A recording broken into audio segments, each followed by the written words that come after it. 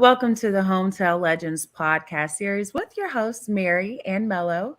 Today's special guest is Mrs. Smith, a leadership strategist that guides athletic departments and individuals who wish to advance in the sports field through her company, Seeds of Empowerment LLC. Miss Monique, we are honored to have you here with us today, and thank you for taking the time out of your day to share your experiences in the athletic field. I'm really glad to be here, Mary and Mello. Thank you for being here, Miss Smith. To break the ice, I'm going to ask one icebreaker question. And that question will be, being that you are involved in the sports field as well with the CIAA and everything, what is the funniest moment that you may have witnessed during a basketball game, a conference tournament, or anything? Well, I'm no longer with the CIAA. I was blessed to be honored by them last week, but I've been gone for 10 years. But my funniest moment, I was just talking about this in class the other day. It wasn't necessarily at a tournament, but it was at a basketball game. I think that these extensions have come a long way because back in the day, they would be all on the basketball floor. It was nothing to be able to see a hair, braid, this, yeah. And the officials kicking it to the side. And I'm like, oh my God. Yeah. Mm-hmm. That didn't happen anymore. Thank goodness. We've gotten better with the extensions. Things have definitely gotten better. Yeah. Okay.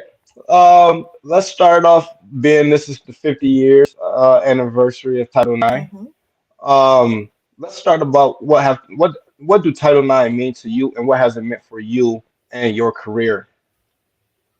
Title IX means opportunity, and visibility, both, because when you see someone in a role that you may not even thought about, it gives you a map.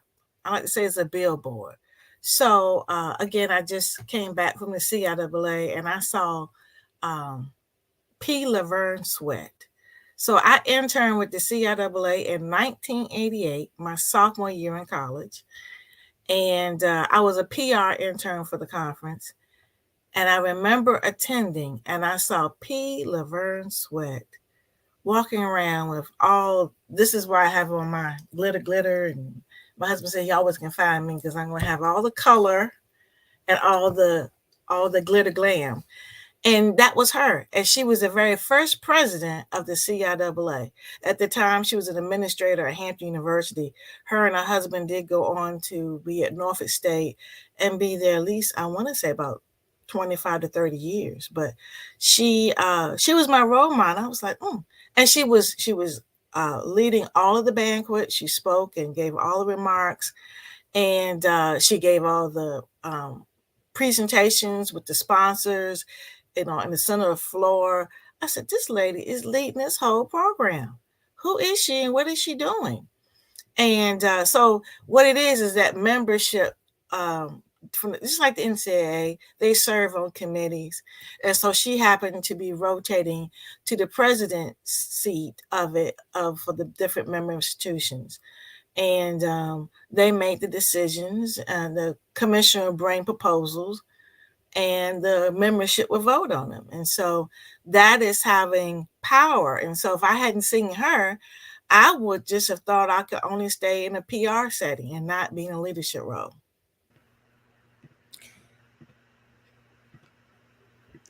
Now, you speak of Title IX providing opportunity. You have provided the opportunity for those to enter into the sports field with your company, Seeds of Empowerment LLC. What has encouraged you or what influenced you to start that company, and how influential has it been for those being a part of it? Well, I answered the last question first. Okay. So I began my company. I've been a consultant since 2005. But in 2013, I took the company full time. And one of the things I enjoyed the most about my position at the conference office was develop professional professional development opportunities, whether that would be sending people to different conferences or creating our own retreat, bringing a facilitator in, and then actually leading workshops on my own. So I could pinpoint what was an area that was a deficiency. And so with that, I would, like one I created, walking in her shoes. So one young lady I helped get a position, and unconventionally, the president said, just tell her to write her own job description and she'll be hired. So this was in November, and then by January, she was hired. Well, by the springtime, she was just like, oh, she's crazy. This and that. I was like, okay, well, she hired you unconventionally. What did you expect to get? She's not going to do anything by the book. So I couldn't get her to see that. So I created a workshop to show what are the things that the president has to go through that is at this level and that you at this level. And that young lady is now a number 2 at a Power 5 institution. And so I did that way back then. And so that mindset of educating to influence decision makers and helping people with their path has been there all along. So fast forward, I'll say 2014, I began a podcast called A Chat in the Garden, where I interview African-American female athletic administrators every week. Let me see. And there's the logo.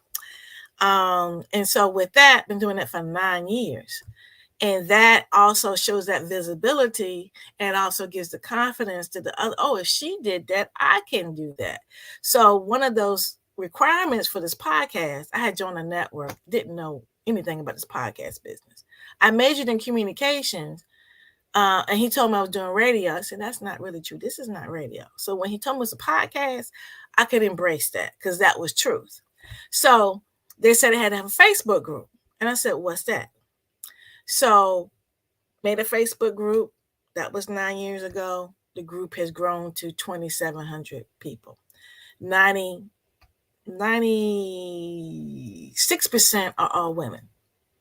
Got some men in there because I want them to know who to hire or who needs to hire them. So that has been really encouraging to help people to know, number one, like matter of fact, on Sunday, I posted a young lady that was being recognized for as a athletic trainer by her organization. And a person at a different institution said, do you have her information? I want to offer her a job. Division I institution. And the person was director of football operations. So she wanted to hire the person because of me posting her in the group. And that just happened on Sunday. And that's awesome that you're providing opportunities for people. I mean, you're connecting the dots and allowing people to expand their career and get involved in other opportunities that they've never even probably thought that they would be involved in. Yeah. And I have a magazine called Significance in Athletics and Sports, which features Black women in different areas, but a little different from the podcast, which talks about careers. This one talks about your specialized knowledge. So there's one young lady at a HBCU who is director of equipment. And so she designed the football uniforms. So who knew that was a career that you could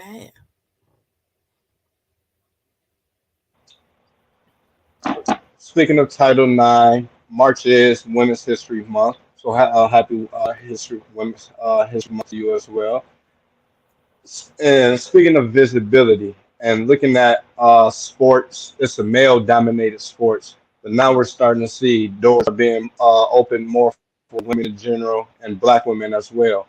When you look around this year, it was the first Black woman that was a coach in the Super Bowl. Um, we look at Dawn Staley. She's took college basketball over by storm. It was dominated by white coaches, white male coaches, outside of Pat Summitt and a few other coaches, women coaches. When you look now from where you started, how far, how much progress has been made with women of color and women in sports with executive positions? Well, I need to just tip a hat to Vivian Stringer. She was the first Black woman to take 3 teams of 3 different divisions to the Final Four. And her team did compete in the Final Four when she was the head coach at Cheney University. And so for me, Don is falling behind people who paved the way. And again, she's very humble to that, because the fact that the young lady that won the very first national championship gave her a piece of the string, a net, and said, "I want you to pass this on." And so, because there's so few of us, we all kind of run in the same circles, and we all encourage each other, whether in person or just the visualization of it.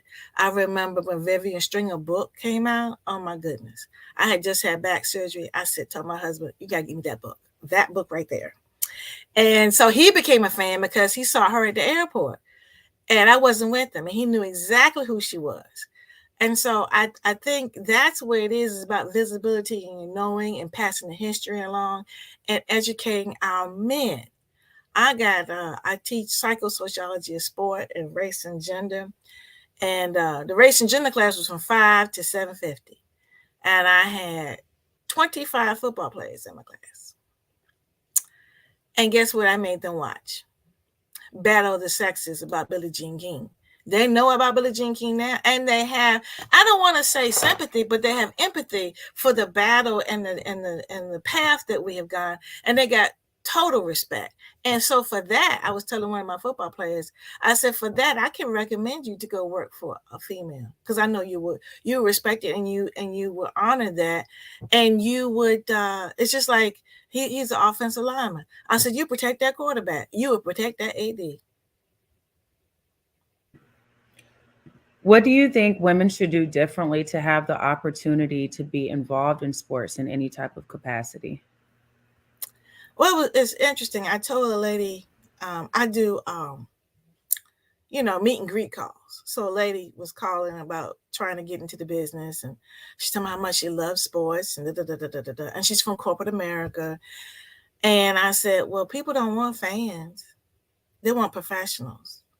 And so you can't go into this thing like, I just want to be around. No, it's very rarely that you'll hear me. Now, kind of my students, I might holler. But other than that, I'm going to sit there and you're going to think I'm not even paying attention, but I'm looking at things differently than a regular fan would. So you really got to be a student of administration, not the game, but just like the game, like you study that. What is it? Where are the deficiencies? And then when you go on for a job, it's not about telling them what you've done. It's like, what can you do in your job to fix the problem that they have? That's why I do the magazine. The magazine talks about their expertise. And so when you're looking for expertise in blank, you would have read about it and you go find that person. And that's what you need to do. It's not being a fan of the game. It's being a student of the game from an administrative standpoint.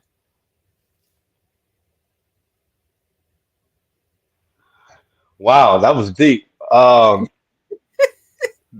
Being a wow. So being a fan of administration, does that mean trying to find a balance of bringing an environment, a culture that sees eye to eye, everyone is pretty much like-minded, where you're teaching the morals and values from faculty on down? Well, you just opened up a can of worms right there. It doesn't go straight like that. Let's just start with real basic. Today is March the 3rd. All right. March the 1st, we got a new president for the NCAA. All right. He doesn't even come from the same ranks that other presidents have come from. He comes from Congress, political, because, things that are happening, people are going to their states to try to make it happen. Now we got the wild, wild west going on. Everybody doing what they want to do. And then people jumping into schools based on what they can allow to be able to do. So you got to get somebody that can rile all that. And then you got to have that mindset to understand that's the strategic moves that are being made. And who can you build relationships? See, that's one thing. People are all afraid about politics. Politics is nothing but a game. You spend your time building relationships and you'll win that hand, that issue, same thing, every time. It doesn't mean sometimes you got to make the move. That means you can play off, and the people that you've met, they can make the move. And you just put things into play. But you got to watch how the cards fall. You got to spend that time doing that. That's the kind of thing about being a student of administration, is that I had one young lady that was my client, and she was going for this job. And I said, so what are the 5 things that guide your decisions? And one of them was autonomy. I said, okay, we're going to go to this interview, and you can go for an interview for practice. But you don't want to go to that one, because that president is going to try to rule you, because that person has a real good background in sports. So you're not going to have autonomy. He wants somebody who's going to do exactly what he wants to have done. Different from where you are, your current president has no clue about sports, which gives you opportunity to educate her to influence the decisions that you need to be done. And she was like, yeah. Now, one was a HBCU and one was not. So you got to have a trade-off. And talking about finance, you didn't tell me finance was the thing that drives your decisions. So you have to know what are your non-negotiables, what's important to you. That's why I always seek significance and not success, because success is defined by society. Significance is defined by you. You're dropping some gems today. I have to say Thank that. you. Yes, ma'am. So within a 10-year period, you mentioned not being a fan, but more so being a student of the athletic field. You served in various athletic administrative roles, specifically on the campus of St. Paul College and the University of Maryland East Shore. What is something that you learned while being in that position? Well, I went to St. Paul's College straight out of college. Okay. I was 22 years old. All right. Had to be at the time, Miss Jones. I couldn't smile. I had to be straight and narrow, because again, some of these student athletes were older than I was, but I did not act like that at all. So by the time I was 28 years old, I had been through 5 different athletic directors. And again, being a student of administration, understanding these are things we're not doing, and doing it without the title or the money, the president noticed that I could take over the reins, and that I had the backing of good folks like Buck Joyner Sr., Lord rest his soul. And because he was the one that said, look, you need to take this. We in 5 different people, we're going to be behind you. And he really was. And we had a real good team. But one thing I will say that I learned about myself, even though I had been a student of administration, I had not learned the politics of it. And I had the fear of people taking advantage of me. So I had the whole thing of, I don't trust anybody trying to do anything for me because they're going to want something back. Well, that's what all politics is. But I didn't realize that I could be on the other end. I was just on the protective end. And I was really all about my business. Okay, because again, a woman in this business, you just don't stand and smile at somebody too long. That might take the wrong, especially I was in my 20s. But then I had a colleague, he was in the business office, and I would come in like, where's my check? I got to go. He said, you got to come in and speak to people. I don't have time to speak. I ain't come here to make friends. He said, if you don't make friends, you're not going to get what you need. So I started to slow down, get to know people. And then, like Coach Joyner had friends all over, okay? I said, Buck, I need to go get some toilet paper. I need you to ask the cafeteria guy, could he have lunch not just for your team, but can we have for after practice for the women too? Okay, Buck, you got a CDL lesson. I need you to drive the track team, because we get this big old, and we can't find anybody to drive it. Those are kind of things. If I hadn't slowed down, I would have been able to see how to make this thing work. And we did really well. It was a family atmosphere. It was Division 2. Now I went to Division 1. It was a little different. Coaches get paid more. Students get paid more. They really operate in silos. And I was just like, and I had players that didn't even know each other teammates. So again, I'm a person who create programs, which is how we all came about, creating a program. I said, we're going to have an Olympics of UMES among each other, but you will not be with your own team. I'm going to switch y'all up. It's simple things because we had an indoor track. So I had the balloons in between the kids, and they had to go. They can't drop them, and they had mixed. The teams were mixed from other teams, and those are the things I was most proud of because it made them feel and know that you cannot operate by yourself, just your team. And I told anybody, when you finish your 4 years and you're looking for a job, that coach that you played against, they're going to know you just as well as your own coach because they can remember how you carried yourself. And they can hire you as a GA or recommend you. Same thing with a teammate. That point guard was guarding you like I don't know what. He knows your tendencies. He knows how to, if you hot on the collar, that's what they're going to talk about you as it relates to an opportunity. So remember that, how you carry yourself on and off the field. I like that. Did the student athletes know that they were older than you at that time? No, because they didn't know, man. All they do is, that lady is crazy. They'll tell you to this day. But I will tell you, they will do any and everything for me. Okay. I think more than one time, I had to move some furniture. I drove a truck to DC. One of my former students hadn't seen me, I don't know when. I said, can you load it up and I'll get it down here? I mean, a young lady I had not seen since 91. Sat beside me at the CIAA tournament. Didn't say nothing. She just sat there and looked at me. Man, I just bust out crying. I was just like, whoa, I hadn't seen her, So I think she's 49 years old now. And she was telling somebody else, she treated us like family. Because again, I made them, the lady who recruited them, she died after 1 year. So that all left to me because I was only a full-time person. And I kept saying, y'all stop fighting among each other. You all team yourselves. I mean, and they took, before everybody started having families, they took all of their, in their 20s and early 30s, they took all their trips together. I got one over here, my pictures over here. So they're very, very close. And the guys were like, you just took care of your girls. I said, some of you guys, I got y'all straight too. And they're like, yeah, you did. So one of my players just won the regionals for Virginia. Oh, good. High school. Another young lady is the athletic director at Dillard University. All these are St. Paulites. Young man played coach for women's basketball, semifinals, CIAA, Dante Travers. Man, I was hollering that day. He only lost by 2 points. I was proud of how he consoled his players. And he's one of Buck's people, one of Buck's seniors, players, and then assistant coaches. So again, we're one big happy family. I understand that. I'm a part of the family now. Yeah, you are.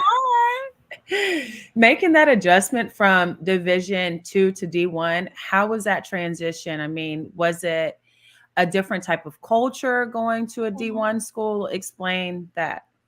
Well, what I mentioned again, more money, more silos, because you feel like you have a dart on your back, and you feel like as if I got to make it, and so you put all your efforts into that.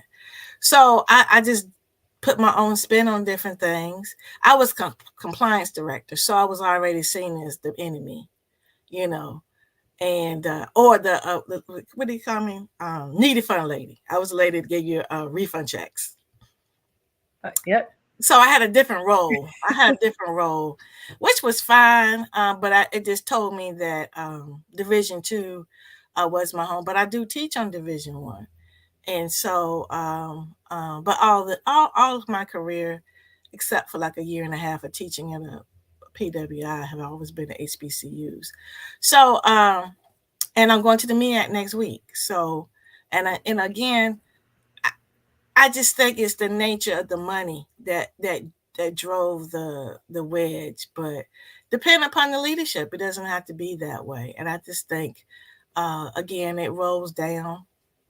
And when you have such high turnover, you really don't know which way to turn. It's like a fishtail situation. So when the commissioner of CIAA said, come on back home. So I spent 8 years at St. Paul's College, 2 years in Relation Shore, and then 13 years at the CIAA, first as the PR director, then director of championships, then director of governance, and then eventually chief of staff.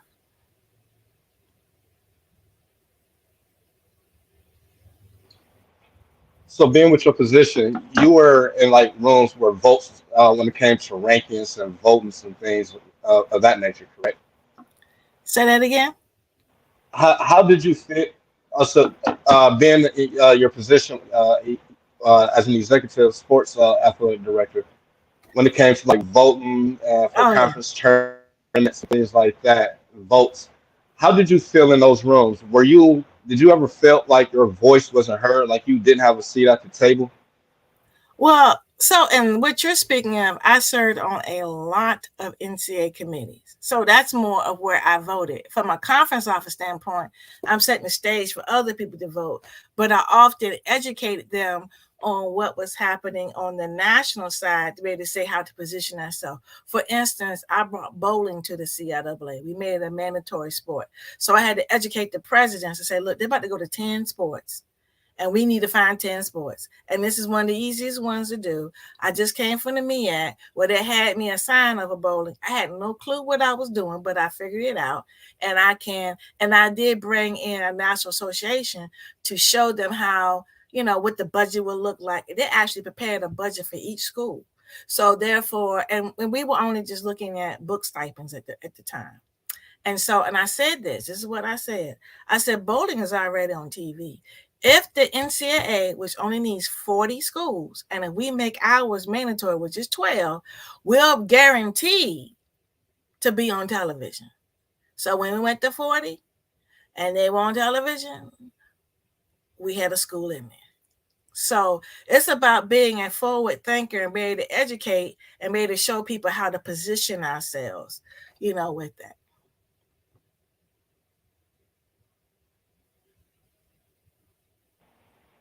With the forward thinking, being around, younger adults, does that keep you feel in a better position to continue serving, to continue helping people become more open-minded, to just staying with things that should remain consistent, but also being open-minded to how things can change and get better in different areas with progressive thinking? Things have been evolving. I mean, I was sharing with my students, when I was in the athletic director role, I had several student athletes become pregnant. And we had discussion, whether you're going to keep your scholarship or not. Did you hear what I said? That was the 90s. That was standard practice. You go fast forward 2000, you can't take money if you become pregnant. It is a Title IX issue. So things evolved. It was not even on my radar that this was a Title IX issue, that it takes two people to become pregnant. So now we call it being pregnant. Because now if a student in my class is a male and his girlfriend is pregnant, I have to excuse him to go to the doctor as well. So it always goes twofold. You know what I mean? So again, now I actually did my thesis for my master's on homophobia. And because as a leader, I was not familiar with my own biases. And I said, to be a better leader, I want to be, and this was in 94, people. Okay. There was no research, no paper. I looked really crazy up in the library trying to find stuff. But now, I mean, and I can say, again, I said forward thinking, and so I remember being in the conference office. I said, look, you got to be a safe place for inclusion. We didn't use the term inclusion back then. I said, but this is a student athlete welfare. We're having kids committing suicide because they don't feel they have a safe place to go. Now it's a standard procedure. You follow me? And so teaching my football players about inclusion as it relates to that issue about how Billie Jean was treated, and about equal pay and all of that. They are becoming, and then tennis itself, they become aware in how much women can how much they go through. And then they realize they go through the same thing we go through to prepare for their sport. Why shouldn't we? And again, for the last project, because when you come to my class, I say, everybody has a point of view. It comes from your own experiences. My job is not to change your point of view, but widen your point of view. And so the end of class was to do a project on what was the idea that widen your view. And most of them chose the gender studies. They did not see it like that. So for instance, when we're talking about my sports marketing class, some of those guys that were in the class last semester, I said, so when we say football, is it obvious that we're talking about males? And they all said no. So that made me go like, okay, yeah, they know. Football does not necessarily mean men in 2023. So it seems as if you had to be a counselor and mentor Oh, while you're a teacher and being in the athletic administrative department. How receptive were the kids to you when you were talking to them about specific things such as pregnancies and things like that, knowing that they might have to get their money taken away? I mean, just well, it wasn't discussed. Like both of okay. these young ladies told me at my house. They didn't tell me in a if they felt comfortable to talk to me, and Okay. I just said, "What's the plan?" Mm-hmm. It was that. But that again, I had been already to college campus for that long. But Right. when I was teaching it, it's more of telling them again how to prepare to know when you become an athletic administrator, or if you want to be a football coach or coach period, or I even have some athletic trainers, but I'd be honest, but I try to convert them to full-time administration. But no, it really is, people want to know what you know. And when you can prove that you can help them get to one place to another, which is what a coach means. Coach comes from the Western view of taking transport people from one place to another. So it's not about getting the best talent, let them go for what they know. They should be leaving better than they got there where they come to you. So again, when you teach people what you know, then they go like, oh yeah, I can follow her because she really, you show evidence. It's like anything. It's like you go buy a car. You wanna be able to see, how long. That's why you read how long you had this car. Has the car been owned by anybody else? You look and see about reviews. And so when they see, oh, that's my professor. Oh yeah, that's it. But more so with my business, because I'm a consultant, I do executive coaching for individuals who wish to advance athletic administration or sports management. That's what they're looking for. Who did I help get to the different jobs, and how can I help them? And so it's that kind of thing.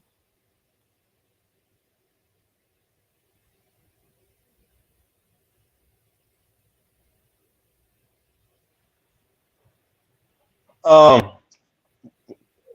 your time overseeing in the CIA, when you left, what was your main goal? With anything, what is your main goal? Like when you know your time may be up with something, when you leave a position, an office, a committee, or anything that you put your hands on, what is your ultimate goal that you look for to look back and say, okay, I did my job deeper than what was on the surface, what was supposed to be done? Well, almost any place I've ever been. So again, I'm 55. Um, Programs that you created that is still going on. A young lady, I'm really excited about this. A young lady that was, I think, in one of my first class at Hampton. She's now director of facilities at Adelphi. She's going to her very first NACTA convention, which is the national convention for it's National Association of Collegiate Athletic Directors of all different fields. So I go every year and I have a reception at my timeshare. And so the hotel that she was going to stay in was all sold out. I said, well, you can stay at my timeshare with me. So, I mean, I'm going to be friends with one of my former students, but it won't be the first time. I had my reception last year, and Dr. Linda Bell had just told you she's the athletic director at Dillard University. Known her since she was 17. She's now 49. She was telling everybody at the reception. It was like 30 people at the reception. Thank goodness I had a timeshare. And she was like, oh, I've known her longer than all y'all.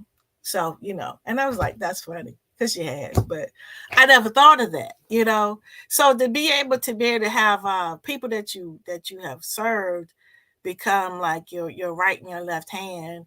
And matter of fact, Dr. Linda Bell, who could call me on the phone anytime she wants to, she paid for a whole year for her executive coaching. So she invested.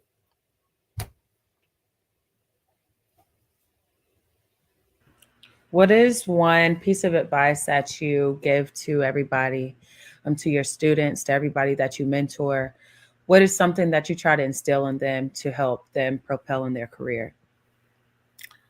Know what is guiding your decisions. Because if you're doing something to prove to your mother, your father, you're going to be, or your grandmother, you're going to become resentful down the line. I used to say don't chase the money, but I can't really say that. Because if that's one of your guiding principles, then that's what it is, But I will say this, it's not about how much money you make, it's about how much money you spend. And so when I find that out, I try to help them find more than one income stream. I had one girl, this is the part I think is really interesting. Had one person I did executive coaching with. She loved it so much. This happened to me more than once. She hired me to work with one of her staff members. Staff member was, she loved her, but her demeanor, her mindset was so off. She said, can you work with her? I said, they already value you. That's why they paid for me to work with you. So mindset, know what's guiding you. I use the 4 agreements. I know Dr. Ingrid Wickett-McCree mentioned that. Don't take it personal.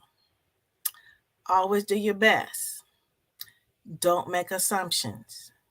And be impeccable with your word. Being impeccable with your word is not just not gossiping, but it also is the words you say to yourself. And that's when you figure out, oh, am I really doing this because I want to do it? Or do I doing it want to prove something to somebody? And when you want to prove something to somebody, you're not guiding a ship. Your ship is doing this, and you're going to shipwreck. So when you know you're doing it for you, then you're going to be successful. You're going to be okay. Because a lot of people are like, why you don't go back on the college campus? I'm doing what I know is mine to do. And I'm not looking for a checkbox for anybody else, but the man from above.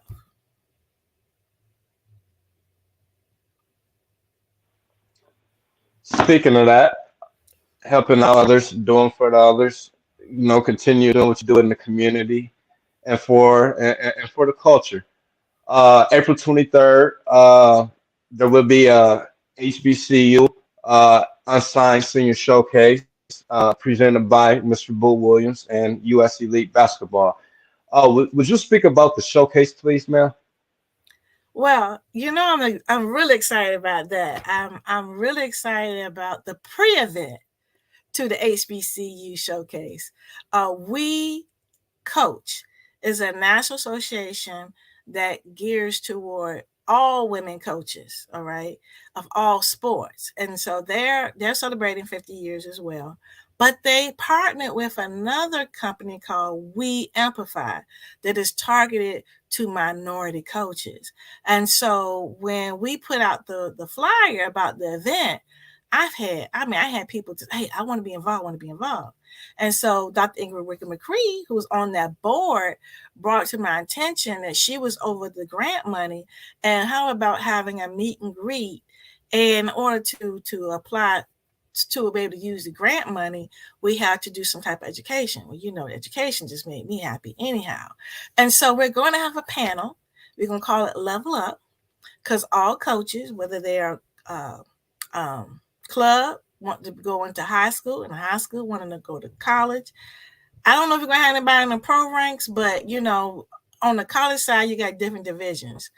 And so we're going to be able to tell them, what's it look like? How do you do that? So those that are going to be going to the showcase, and we having the Nike tournament right at the end of that.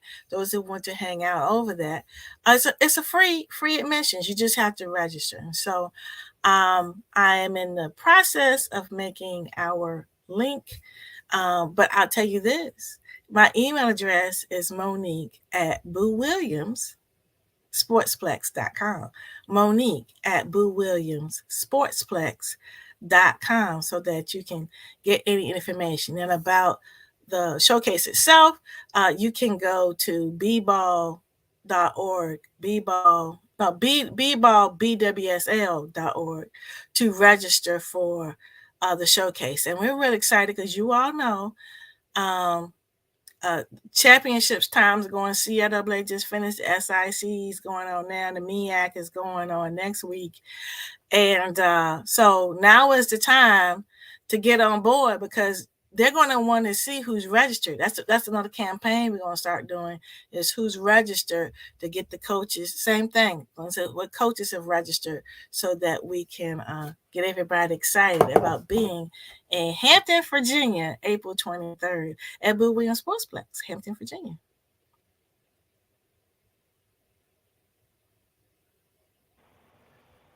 Would you speak about some of the other opportunities outside of being able to see some great basketball being played?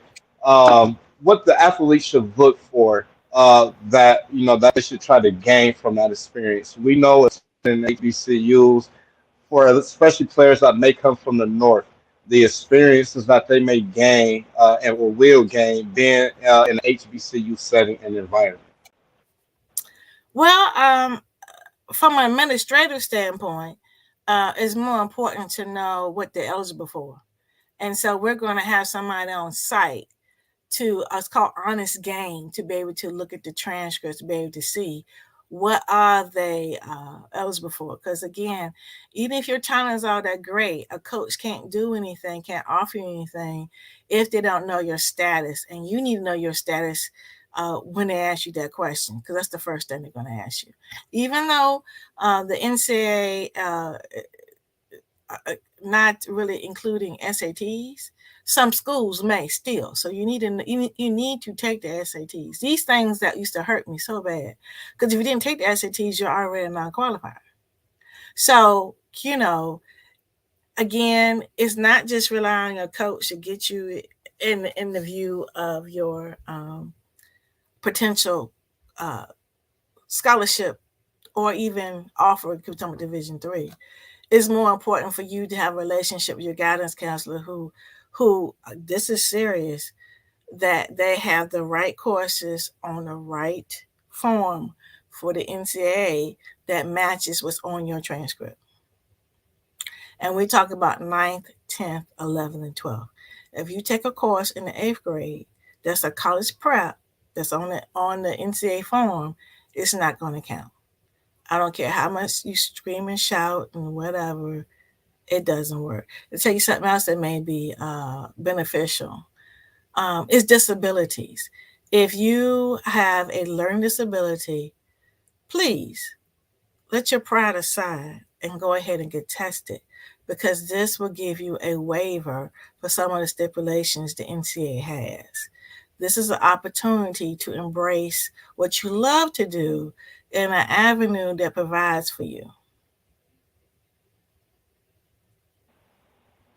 Miss Mr. Thank you for saying that specifically because I definitely run into a lot of players that feel academically they don't have a chance of going to college, but and be so discouraged of not even trying and finding out information about that.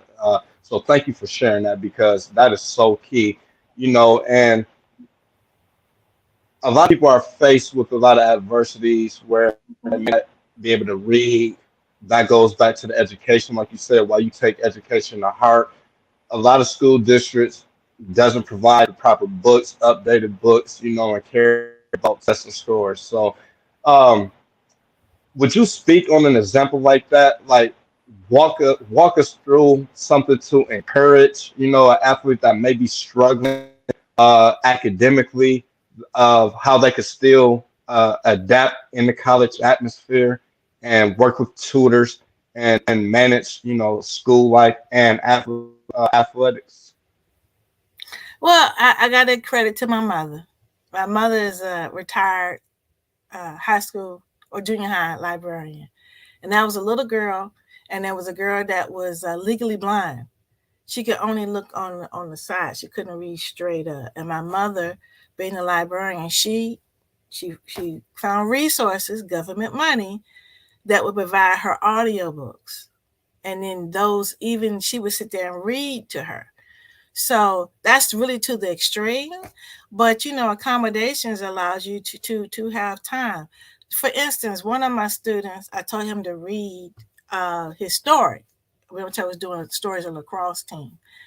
And he read it, but I noticed he stopped reading pretty short. I said, he left out two paragraphs. And he started getting agitated and started getting angry. See, that's another thing I need to, that's why sociology of sport is key. Because I was like, he's embarrassed. He's not angry. So I just said, I just dismissed the class and I talked to him. I said, you hang back. And then I told him I'm dyslexic. I didn't know I was dyslexic till I was 40. I was like, oh, that's why I can't spell. I thought dyslexia was just for numbers. And I said, and I could see what he's just like me. He get the little letters mixed up and he didn't, you can't tell. You don't know.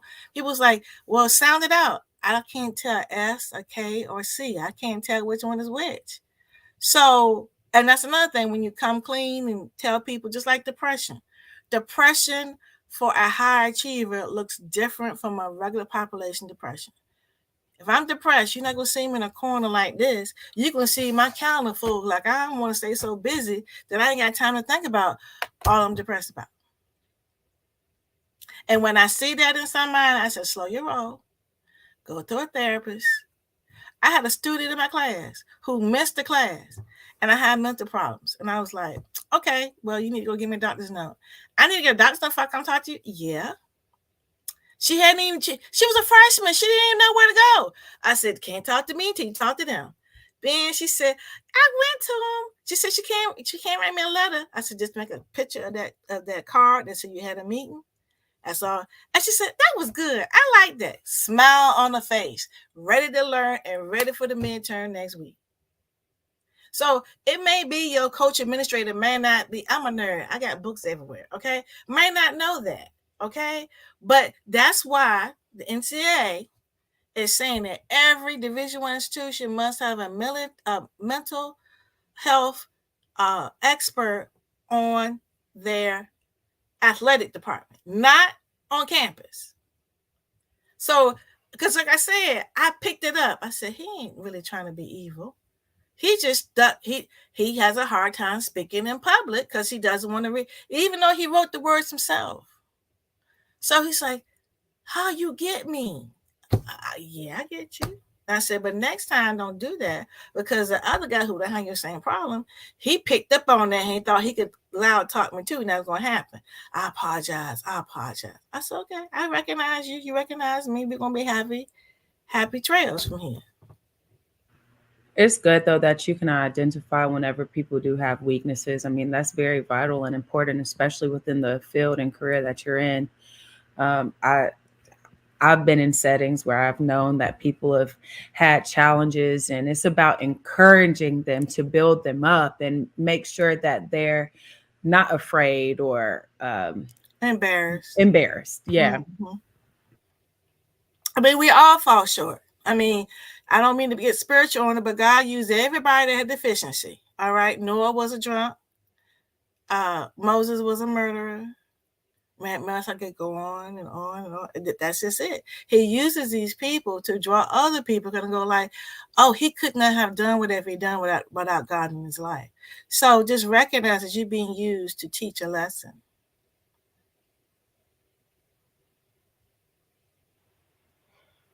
So your job, you took everything very personable, and this is why we really wanted you here on the Hometown Legends podcast, Ms. Smith, so that we could recognize you for your many contributions to the culture.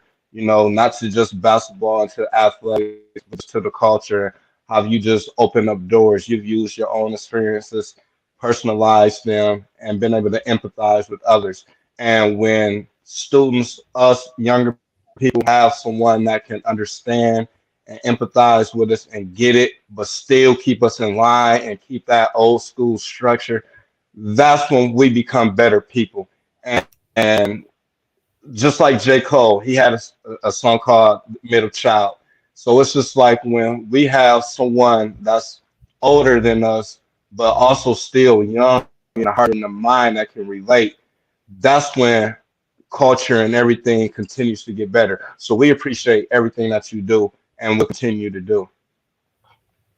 I look forward to seeing you all in April, and I will have some of my students working the tournament as well. We look forward to seeing you as well. Yeah. We're Yes, excited. We're most definitely excited. definitely. We've been talking about that for a while now. So it's definitely an honor to be working with you all on this. And we will be up there and prepared. And anything that you need us to do, believe me, you can come ask me for any type of help. Okay. Okay. You might be afraid you said that.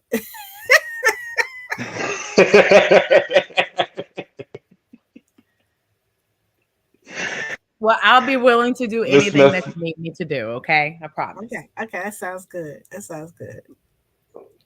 most definitely. Miss Smith, like Miss Mary said, we can't wait to get there to see you, work with you, and just continue to grow and learn from you. We're gonna let you go, get up out of your busy day. Thank you for making time today for us. Take care. You as well. Thank you. And I will conclude today's podcast. Today's special guest was with Miss Monique Smith. And we will see you on the next episode. Everyone continue being the difference that you want to see in the world and continue to be blessed.